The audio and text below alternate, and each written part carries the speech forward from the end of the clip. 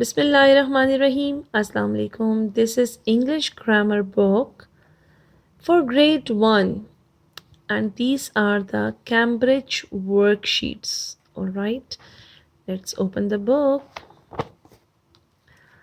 Today I will explain page number 97. These are writing plural forms. Write the plural form of given nouns. These are the nouns and we have to write down the plural form of these nouns. Okay, what is the singular? Singular means one. Plural means two or more than two. Okay, let me read this box. To write a plural noun, add s or es. For example, cake, cakes. If the word ends in y but sound like e or I, replace y by ies. For example, baby, babies. Okay, so singular mean one and plural means two or more than two. Let's start this exercise. Number 1, a room, many rooms. A room, indicate that it's singular. Okay, means one room and many rooms.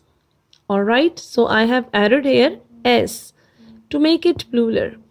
Number 2, a table, many tables. I have added s to make it plural. Number 3, a chair means one chair, many chairs. By adding s, it is plural now. Okay, number 4, a bed, many beds. A couch, many couches. A tub, many tubs. Number 7, a closet, many closets. A door, many doors.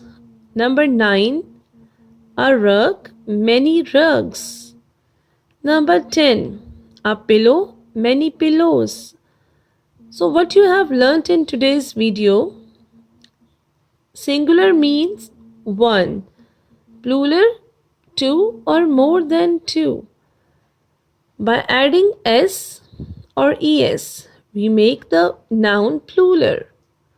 And I have explained you with the help of examples. I hope you will like this information. Thank you so much for watching and don't forget to like, subscribe and share.